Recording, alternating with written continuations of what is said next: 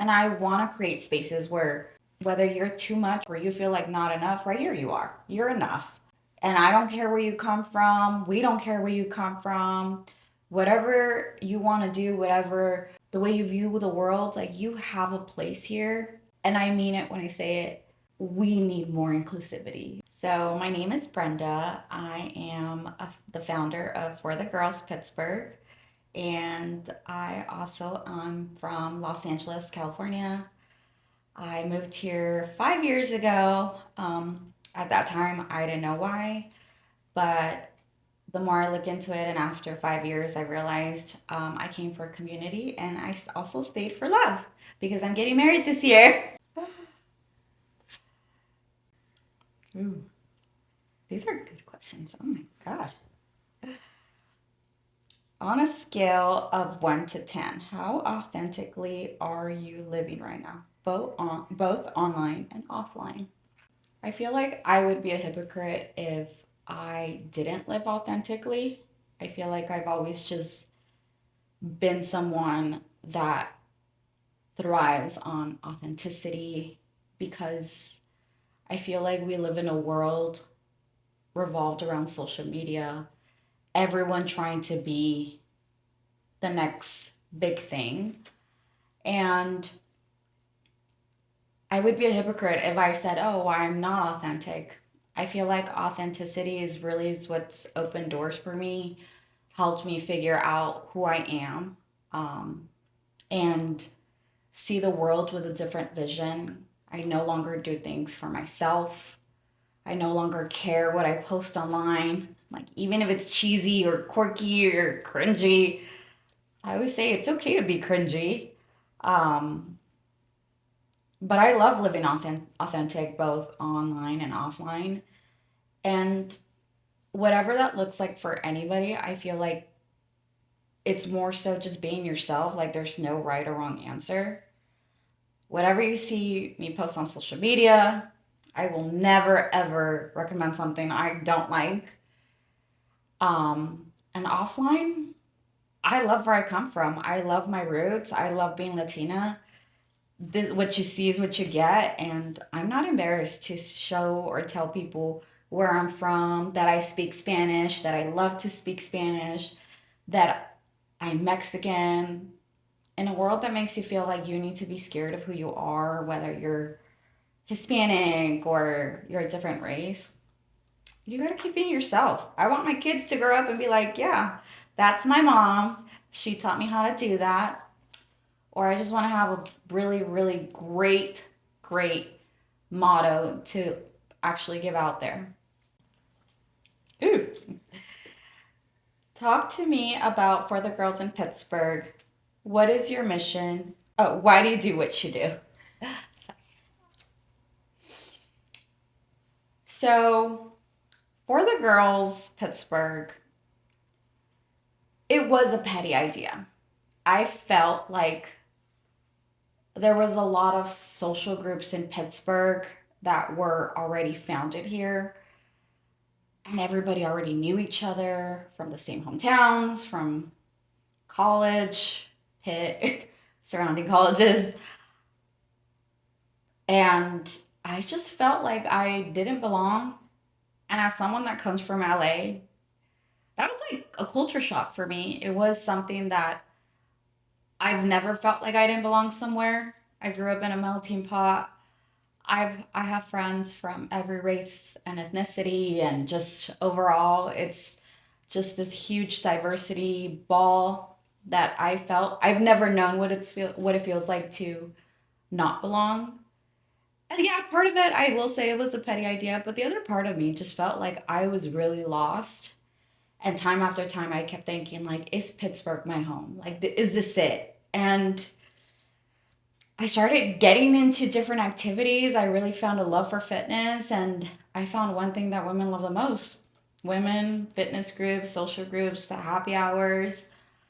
And I think when I came to the realization of, like, maybe if I do something different, it can be different and we can welcome everybody, whether you're from Pittsburgh or not from Pittsburgh. And it was just the idea that I pushed so hard on myself, and maybe I didn't even know what I was doing. But one event led to another, and then it led to another, and it led to another. And the growth that we've had, it's all been organic. My mission for this to continue growing is one to have it grow more, but for us to always remain like true and authentic to who we are.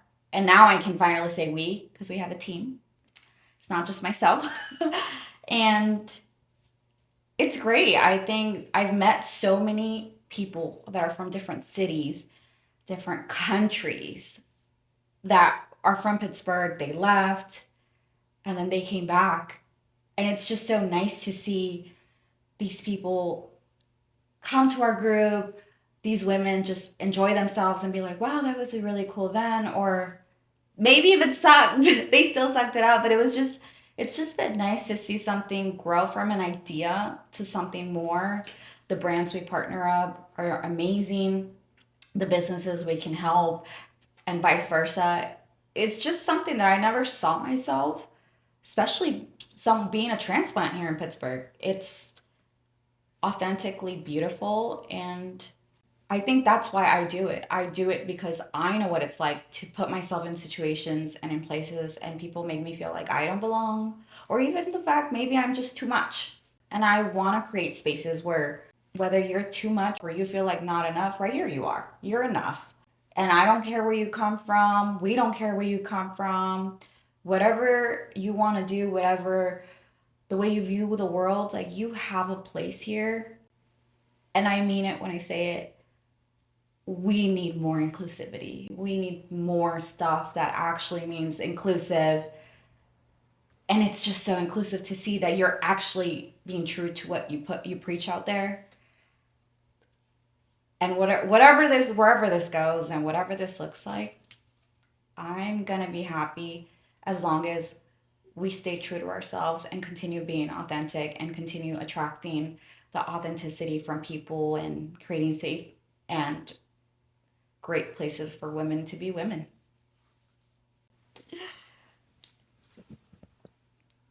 Talk to me about real connection versus performative inclusivity.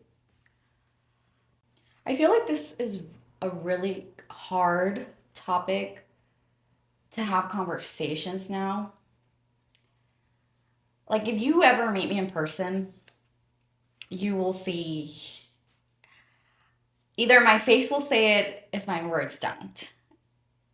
And because I do believe that what you put out there is what you should be acting upon. And I feel like whether it's social media or whether it's specific standards we abide to, people really, really thrive on performance rather than like actual real connections. And I feel like that's sad. That's the way I look at it. Like, I love when I meet someone and it's out of nowhere or it's at one of our social groups and they're like, wow, we have so much in common. We should get coffee. And then coffee actually happens. Like, as much as I love social media, because I'm not a hater, I love social media. I do. I just feel like it's put us in a position where we get territorial, where we find ourselves wanting to be the next star influencer, when the next like star group, the one that's leading the whole entire world. And it's I think that kind of defeats the purpose of like real connections. I think this is where also like for the girls and myself come in, where I want people to come and enjoy a vibe. And if I meet like a person or a friend and we get coffee together and we get drinks, it's like, wow, now we're friends. Rather than just like performance, like inclusivity, because I mean, I know what that's like. I literally lived here a year after COVID. And yeah, it was COVID, so go figure. But it was like the loneliest year of my life. And I kid you not, the amount of times that I sat in my apartment and I cried. And I was like, wow, this is so lonely.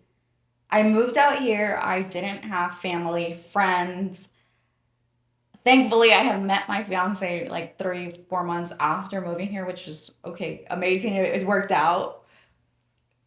But the amount of times I literally sat in my apartment because I would meet somebody off Bumble BFF, we'd go get drinks. It was just not a vibe. And then it'd be like, okay, yeah, we'll see each other next time. Just ghosted. And I feel like that's what a lot of times you find yourself when you, especially being around bigger crowds and being in places where, like an area like Pittsburgh, where everybody does know each other, people don't leave. As an outsider, it's scary. And it makes you feel like, what's wrong with me? And I don't know, I just feel like if you're gonna be someone that's a leader, if you're gonna lead something big, if you have a platform, I really think we need to work on like actual inclusivity versus like the performative side because we're losing connections. You get like people can only go to so many places and so many groups and meet so many people in Pittsburgh before we run to each other again. Where does that get us? I don't know. It's a small city. It's not LA. It's not New York. Like, I run into the same people now, and I've lived here for 5 years, and I'm like, oh, hi. And now I'm like, I know you, and it's great. But I feel like that's the hard conversation nobody wants to have. Like, we can't put out there that we're doing all these inclusive and building these inclusive spaces, but then we're going to get territorial over a brand, over a venue, over an activity, over followers. It's not fun that way.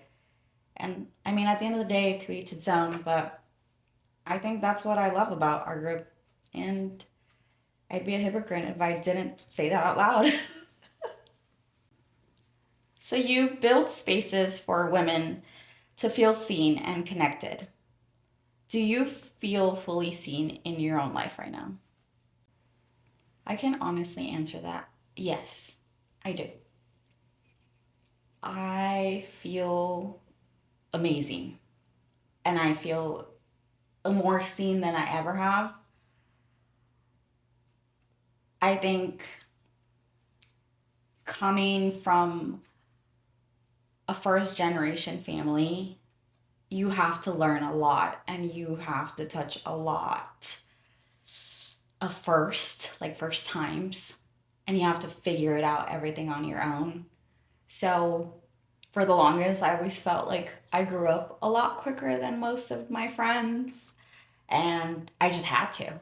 I had to figure out how I was going to get into college, if I was going to even be able to go, because I didn't come from money. And always feeling like you're in a defensive mode, or you're always feeling like your body just doesn't get a break. It kind of makes it hard for you to like sit there and be like, okay, I'm doing so great, because imposter syndrome, like you're always feeling like, oh my god, I need to do more. And I feel like for once in my life, like I have finally figured out most of what I'm doing. I don't have it all figured out. I don't think many of us do. And if you do, please teach me. But I feel seen because I'm finally doing things for myself. I don't have it all figured out. But I think that's what I've learned to enjoy about being seen. Like being seen doesn't mean like you're Miss Perfect or you're Miss Supermodel or you're living up these standards of what it means. I think for myself, I'm doing stuff for myself. I'm going after my dreams that I kind of was at 16 and I never even thought I was going to get there. And will I say it's a little hard? Yeah, I will, because it's the truth is I live super far away from my entire family.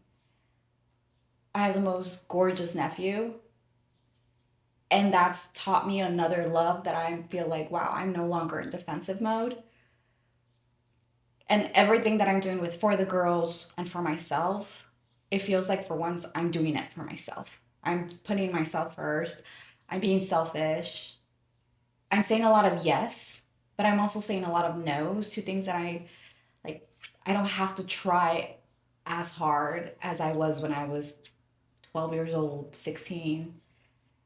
And I don't think you have to go through that. I don't think you should have to go through that. And I think I speak for a lot of first generation kids like myself that you do grow up a lot quicker. So it's hard for you to navigate life. And it's hard for you to navigate, like, I feel like a rock star because our lives just move a lot faster. But it comes to a point where you have to just forgive yourself and forgive yourself for not taking enough time to feel seen. And for the girls of Pittsburgh, I don't do it for myself. I do it truly because there's just so many obstacles and so many challenges I had to face at a very young age that taught me to be a lot tougher than I needed to, that taught me to be more resilient than I needed to. And when I say we're creating spaces that are safe and inclusive for women, I mean that. And I shouldn't have to tell like everything I've been through, a downfall, every challenge, every obstacle for someone to realize like I'm not your enemy. We don't need to be territorial about this because you and I are both creating big things and we can both be seen. Like whatever you're doing is what you're doing for yourself. Are you really doing it for yourself or are you just doing it for the clout? Because I know what I'm doing. I feel seen and I feel that's the one point where someone actually, and by someone I mean a bunch of women, had faith in me to be like, yeah, when's the next event? And I'm like, okay, this could really go a lot better than I thought. And it's not event planning. It's not more like being a coordinator. It's truly building ideas, building womanhood, community, and looking for ways to people genuinely and organically connect together. As you build your brand in community, what challenges have you faced? Oh, these are so spot on. I think the most transparent answer is not being from Pittsburgh. I think that was the biggest challenge. I think that's what led me to create something where I wanted it to be different because for the longest time it just felt like I just didn't belong here or people would point out imperfections and just, oh, you don't know Pittsburgh. Oh, you've never had a pierogi. Why are you building a group called For the Girls of Pittsburgh? If you didn't go to school here, if you didn't, all these like excuses. And then with not being from Pittsburgh, this city is so small, people get territorial, not realizing like what do we get out of creating these like social groups for women to come and be themselves and join our community if we see one person doing something and then we hit them with you can't do that because I already did that. It's a small city. At some point my members are going to go to another group's members are going to go to the other group, and it's going to rotate. That's what it is. If it really was a position where we couldn't be one another, then we wouldn't have all these million coffee shops that are literally serving the same vanilla latte. Different coffee maybe, but I think that's the biggest part, that there's a lot of times, and a lot of people probably don't know this, but for the longest in my emails I would use we, but it was a one man show for the longest. Literally until like a couple weeks ago, where I was like, okay, I'm getting married and I have a lot of stuff going on. So maybe it's time to bring a team. I put a survey out there and we got over 50 applications because people want to be part of something. But the biggest challenge was I'm navigating my life. I also have my engagement and my wedding. And then on top of that, I'm building something that I really want to like stay true too. And we only have 24 hours in a day, and there's times where comments get to you. Like, people are really mean on the internet. I'm like, okay, it's not personal. It's not personal. But it is. Like, the fact that, and the sad part is, most of these comments come from women. Like, they really do. It's not even like,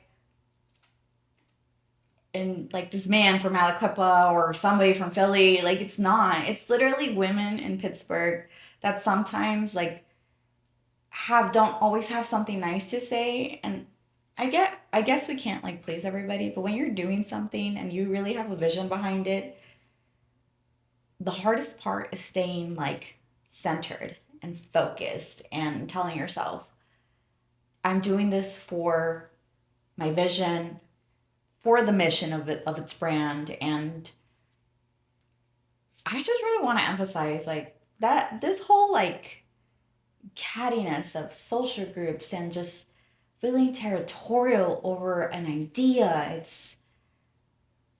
It's not cute. It's not. And it's really disappointing as women to put ourselves in these positions where we feel like there can't be like 100 of us. Because even if there is, like one of us is gonna do it different. There's gonna be 100 groups, but 100 people are gonna do it differently. And no matter how far and how much we try, we're all gonna run in the same vicinity. Like Pittsburgh only goes so long. Like you're not gonna find me in Butler.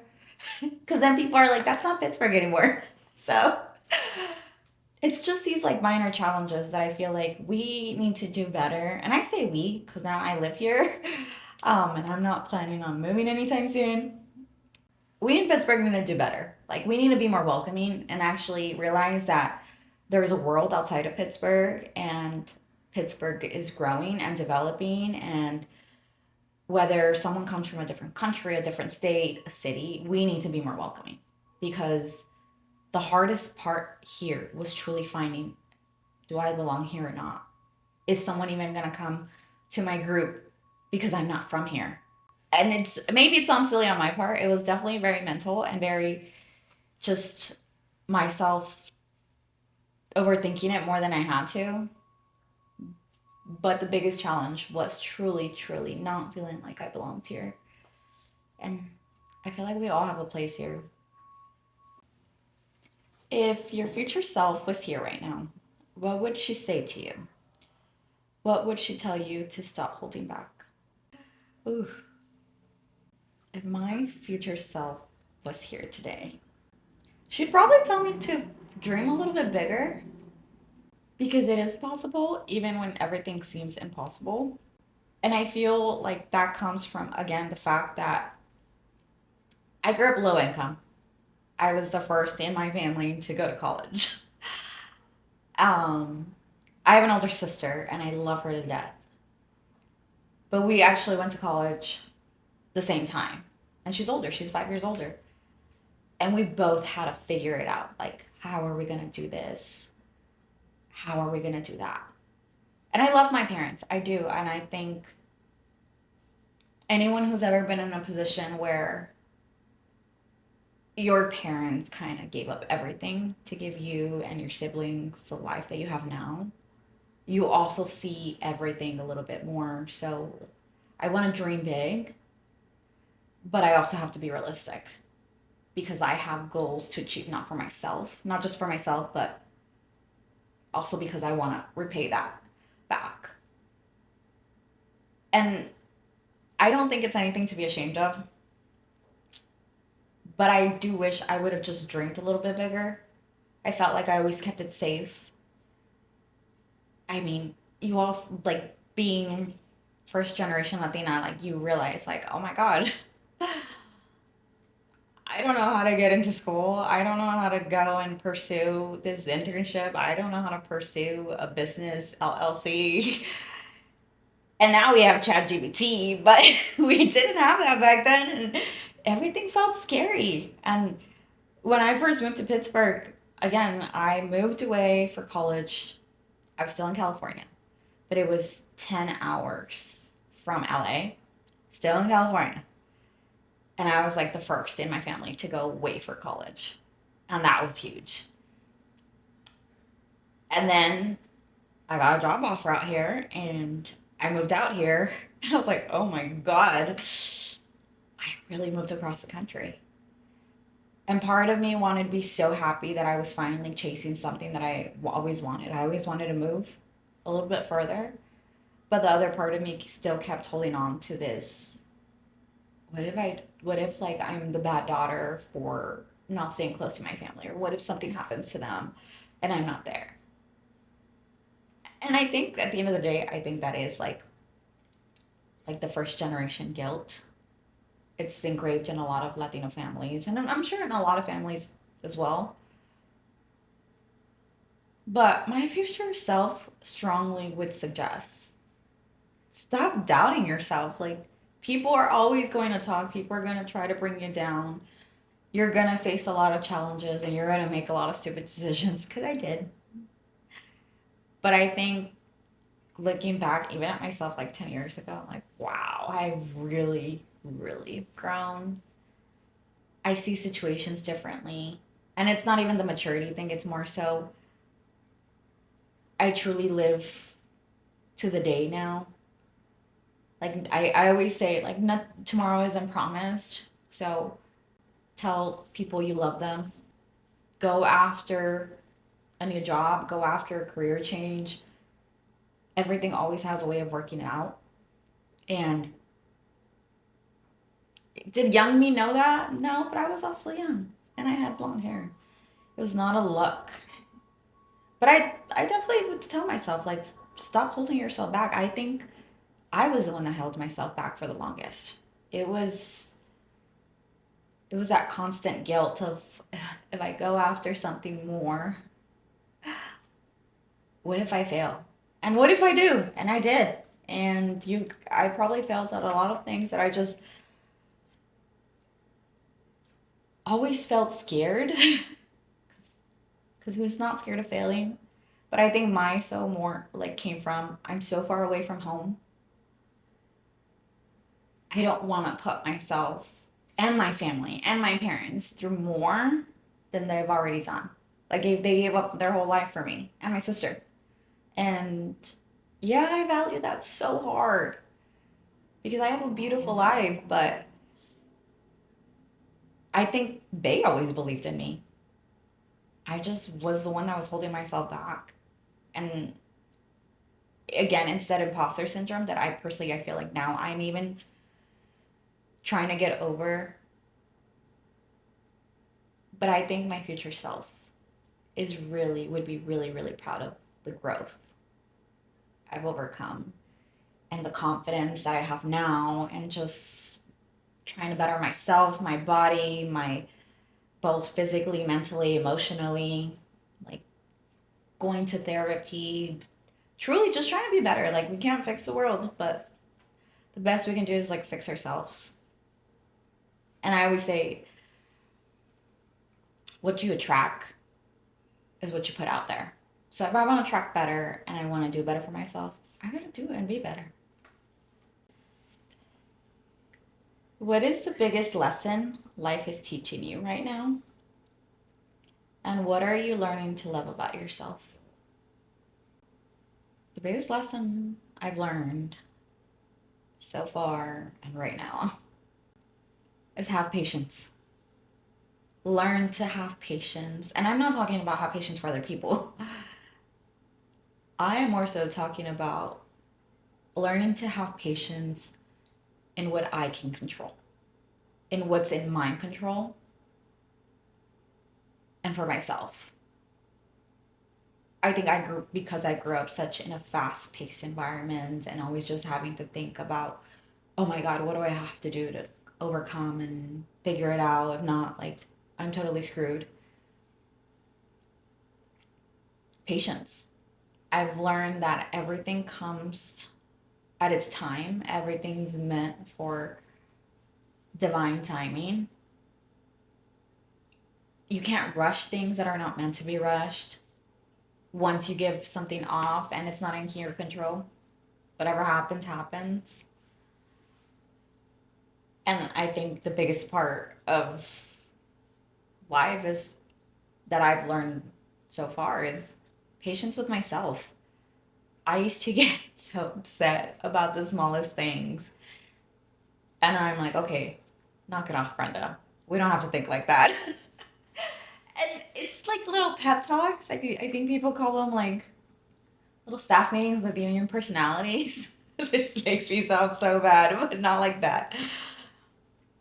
But I think just like really learning this is in my control. This is what I want. This is what I'm going to go after. And if it happens, it happens. I'm going to do everything I can and work towards that goal. But sometimes life doesn't turn out the way it needs to, or it's not meant for you. And I've just learned to be okay with that. Like whatever's not meant for me, okay, on to the next. I think that intertwines with what I'm learning to love about myself, and I've learned to love about myself. Staying true to who I am. I feel like in a time where you feel like you have to be a little bit less Latina, it wouldn't be me. Like it just wouldn't. Like I have black hair and brown skin, and I'm creating spaces for women to, whatever you look like, build this community. And I think for the longest time, a lot of people in my life made me feel like I was too much. And now I'm like, no, I wasn't too much. I was not enough, actually. I wasn't enough, like, bold. I wasn't enough myself. I wasn't enough confident. I didn't have enough confidence. And now I'm like, okay, this is really sexy. Like, and what I preach and what I put out there, you don't need to change for anybody. So why would I? There's a lot of people in this world that make you feel like you're too much or not enough. And I'm like, no, I'm actually fine the way I am. If you don't like me, that's fine. If you love me, I love you too. But I love being bubbly. I love being loud and bold. And I think that's truly helped also eliminate a lot of people that just didn't belong in my life. And it's also allowed me to meet a lot of amazing people that I'm like, I love you all. Like, where were you 4 years ago? Oh, it wasn't my time yet. Or I just thought I needed to have all these friends and go on all these like Bumble BFF dates. It was just not it because it felt forced. But now I'm more so, let me focus on myself. Let me stay true to who I am. And I think I have like the best support system here in Pittsburgh and LA. And I see that as growth. I see that as love. I will always spread self-care and self-love because if I'm not practicing what I'm putting out there, then I haven't learned a lot about myself in these past 5 years. But I think that's the biggest thing that comes into this correlation together of patience, and you learn to love yourself. How has it felt to be seen in the hot seat today? What's my biggest takeaway? This is so dreamy. I love to talk, as you can tell. But I just feel this is a pinch me moment because I feel like I'm no longer afraid nor ashamed to speak on my truth, to speak where I come from, my struggles, overall, what I'm building. And I feel like there was a point in my life that I did feel embarrassed, or not even embarrassed. Yeah, no, it was embarrassed. I felt embarrassed and I felt like, oh my God, what if I am too much? And I think it was just development over time and growth and really putting myself in a position where it's like, okay, what do you want? And now I'm like, I'm here and this is great because I love to talk, but I also want to be a voice wherever this goes, whoever sees this, that we all come from different places. We can have the most beautiful life or not the most beautiful upbringing, but there is room for everybody. And I love this concept. When I first saw this, I literally sat there and like literally listened to all the videos because I felt inspired. Like everyone has a story, and I feel like we need to have more of these conversations of like, how are you feeling today? But how are you truly feeling? And tell me your story. And I'm glad that we have this because it makes me feel like it gives me a taste of back home where it's community. It's come on, tell me who you are, tell me where you come from, tell me the gossip, tell me the cool shit you're doing. And it truly is like a pinch me moment. And I am very, very, very honored to have been put in this place because I feel like it's such a moment where I reflect as I talk about my life and as I talk about some ugly truths that are, I take it as reflection. I love being reflective on anything I say, do, etc. And I just want to say thank you to the hot seat for having me here because this is such a dream. Like, this is something I'm like, wow, my bucket list. And I encourage people to continue being themselves. I think that's my biggest takeaway. You allow people to be who you are. Like, you were so welcoming. And so, like, tell me about yourself. What do you do? And it's, you didn't give me a face when I was like X, Y, and Z. It just felt so nice to feel seen and feel heard and feel like you're not judging me. And I think if I can take anything from that is this is true community. And I appreciate you.